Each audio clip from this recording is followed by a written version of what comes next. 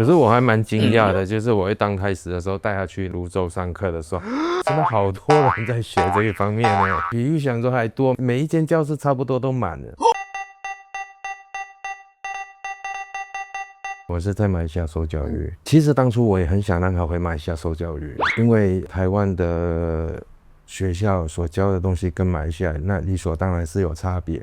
因为马来西亚是3大种族，基本上3个语言一定就是要会，就是英文、马来文跟中文。那所教的东西跟台湾是有差别，马来西亚比较统一，台湾比较不一样，就可能你上私立跟上公立比较不一样，就是它的精度，可能学的语言或什么东西都会比台湾快，台湾竞争比较大。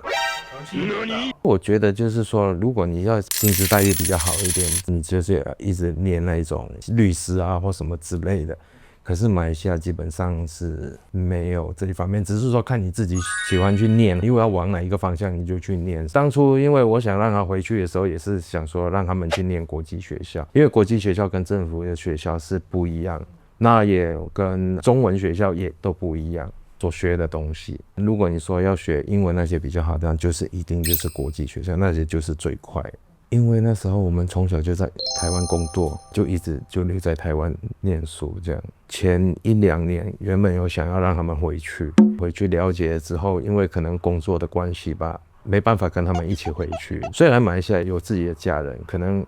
当初让他们要不要让他们回去，那我们留在台湾，可是他们不要。去年带他回去之后，我有带博伟去国际学校外面绕一下，然后后来他就说，怎么这么大，然后他就回来台湾，他就说我想高中回去那里念。我说可是高中回去那里念就是太晚了，进度跟不上。如果是说你从小就在那里接触啊，其实真的很快。所以变成现在有很多台湾人，其实有些都已经去马来西亚那里念书。我国一的时候成绩也不是很好，所以就想说，如果有多一条路可以走，那我就当然去让他走。这个也是关于到以后的趋势，因为现在的 AI 也在崛起。其实他在念书的方面，其实成绩都没有很好。我是觉得说，因为他蛮爱玩游戏，我后来又发觉，因为他在玩那个 Switch 的时候，他有玩 Minecraft， 他会看，比如说网络看到人家怎么弄，然后他自己又去弄这样子。我就看过他在玩，他就是会做很多东西出来。做完出来之后，他盖了一个房子什么，他都会跟他妹分享说，我盖了什么。后来我有看到，就觉得说，感觉他好像蛮有一个成就感。我想说让他接触这一方面，就让他有多一个选择。以后动物森友会里面也是有画服装的那个。之前住在叔叔家的时候，无聊就拿那个服装来画，然后画，就可能画一些动漫人物的衣服。然后后来我叔叔就跟我爸爸说，我可能可以去上这些东西，爸爸就来跟我讲，然后就来上这些东西。我是没有接触过这个程式，可是因为之前我的朋友他是学这一方面的，他是学 JavaScript， 他的工作也是这一方面的，他就是会设计网页、游戏，所以我才知道这一方面。学程式就是从6年级暑假一开学开始，我就去学，因为学校同学有人在学程式，我就去问他说，这种东西简单吗？还是怎么之类的？然后他就用了一个下课时间跟我讲了一下，我就说，那我回去可能就是可能想考证照之类的。回来我就问爸爸说，这个之后会要考试吗？爸爸就跟我讲说有，然后我就说，那我可能之后要考看。当初我接触你们苹果学是在网络，我在网络 FB 的时候我是看到的。后来我有跟妈妈说，然后妈妈说她之前就已经有关注过你们了，只是说那时候她没有告诉我。然后那时候我就一直看到你们的网络的广告，那我有去了解一下，我就问博伟说，那你有没有兴趣去学这一方面？他就考虑了一下，然后他就跟我说，好，可以。那我就尝试让他去尝试去学习。就是因为当初爸爸说要不要让我来考这个东西，然后让我以后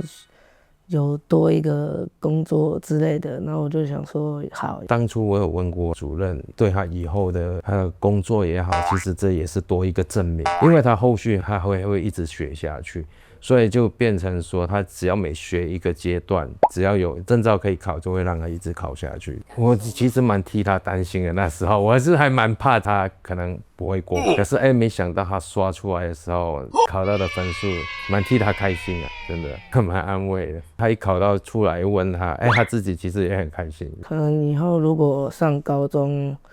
我就可能在电脑方面可能就多学习多练习，然后可能让以后的大学之类的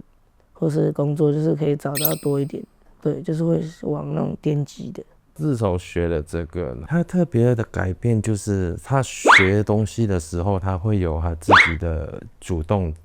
比如说老师教他的，他会去学；他不会的话，有时候他回家会比较复习，自己会比较有思考的方面这样子。印象比较深就是最近到考试的时候，比如说他有些东西比较不熟悉的时候，老师跟我们说，我们会跟他讲，他就会自己一直去反复的练习。尤其是考试的时候，我会跟他说，要考试啊，要认真啊。他基本上每一天他就会一直在刷题啊，就可能刷好几次的那一种，算是蛮自主的。最近他的成绩是有比之前好，都有比之前好很多，不然以前真的是蛮糟糕。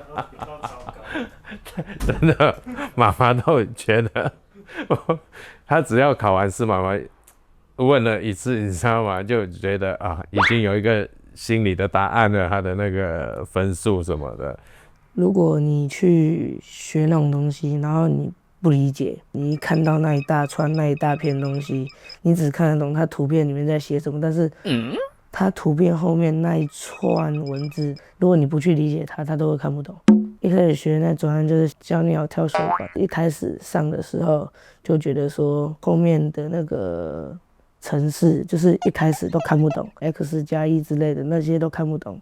然后后来听到那个老师里面在讲，慢慢去听就会理解。理化吧，理化就是也是跟这种很类似，你只要去理解，你就会比较快的去转换，把可能数字换掉，它可能就会比较好把它转回来，因为 Python 也是数字换掉，只是东西不一样而已，然后你把它转换过来，大概你就会听得懂它到底在讲什么。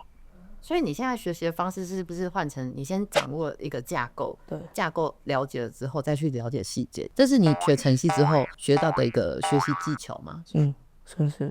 我们会问他说，那你今天做了什么游戏？他就说他做了什么游戏，或者是老师会简讯里面会告知我们说，他今天做的还不错，我们才会问他说，你今天做的是哪一种方面的东西？因为我通常比较不喜欢管他管得太严，我让他比较自由一点。你该学习的东西你要去学习，你就要去认真，因为这个是当初我让你去学习，你自己也说好，所以我通常比较不会一直，只要说老师那里上面写，他可能某方面他要再多努力一些，我就会告诉他，跟他讲这样子，因为他已经蛮大的国二，所以有些东西该是你自己要负责的，你就是要自己负责的。有就是会比较快理解，跟之前就是